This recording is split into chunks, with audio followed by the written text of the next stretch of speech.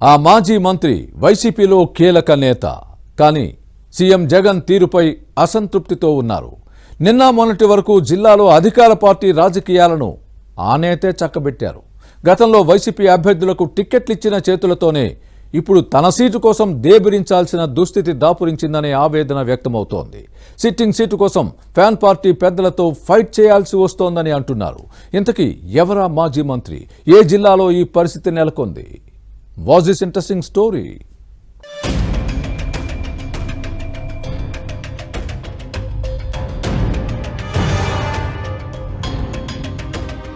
ప్రకాశం జిల్లా మాజీ మంత్రి బాలినేని శ్రీనివాసరెడ్డి ఒకప్పుడు వైసీపీలో చక్రం తిప్పిన నేత. పార్టీలో అన్నీ తానే వ్యవహరించారు. కానీ ఇప్పుడు సీన్ రివర్స్ అయింది. ఈ నేత పొలిటికల్ ఫ్యూచర్ ఏంటనే అంశం చర్చనీయాంశంగా మారింది.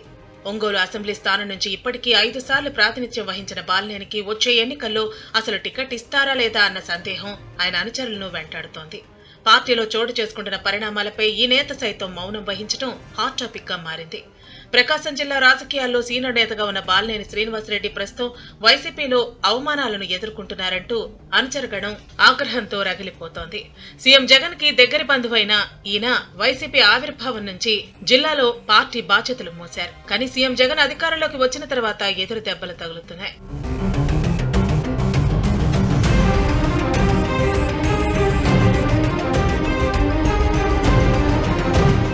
ముఖ్యమంత్రి జగన్ కేబినెట్ లో 3 ఏళ్లు పనిచేసిన తర్వాత బాలినేని శ్రీనివాసరెడ్డిని పక్కన పెట్టారు.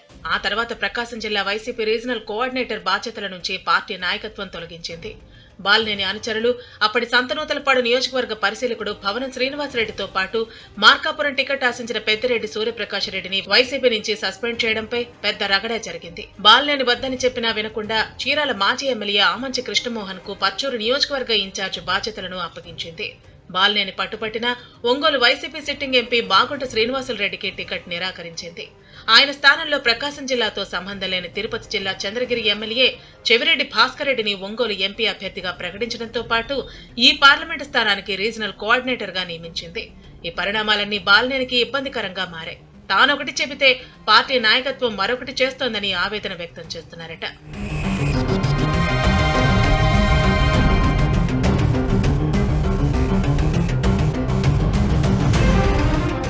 ప్రకాశం జిల్లా బాలినేని శ్రీనివాసరెడ్డి ద్వారా గతంలో వైసీపీ టికెట్లు దక్కించుకున్న నాయకులు సైతం ఈ మాజీ మంత్రిపైనే తిరుగుబాటు చేయడం హాట్ టాపిక్ గా మారింది. వచ్చే ఎన్నికల్లో మళ్లీ వారికే టికెట్లు ఇవ్వటం జీర్ణించుకోలేని అంశంగా మారింది. ఇవన్నీ ఒక ఎత్తైతే తన రాజకీయ జీవితాన్ని తాడేపల్లి ప్యాలెస్ లో పణంగా పెట్టి ఒంగోలులో ఇళ్ల స్థలాల పంపిణీకి 231 కోట్ల రూపాయలు తీసుకొచ్చారని ప్రచారం జరిగింది. నగరం సమీపంలో 20,800 మందికి పట్టాలు ఇచ్చారు.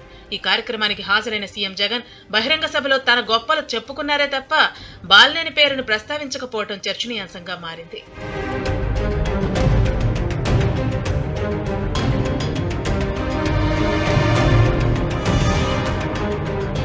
మరోవైపు ఉమ్మడి ప్రకాశం జిల్లాలోని 12 నియోజకవర్గాలకు గాను 10 చోట్ల ఇప్పటికే వైసీపీ తమ అభ్యర్థులను ప్రకటించింది. ఒంగోలు పార్లమెంటు సీటుకు చెవిరెడ్డి భాస్కర్ రెడ్డిని అభ్యర్థిగా నిర్ణయించింది. ఇప్పటి వరకు ప్రకటించిన వైసీపీ అభ్యర్థుల జాబితాల్లో బాలినేని పేరు లేకపోవడం చర్చనీయాంశంగా మారింది. భవిష్యత్తులోనైనా ఈ నేత పేరు ఉంటుందా లేదా అనే అంశంపై భిన్నాభిప్రాయాలు ఉన్నాయి.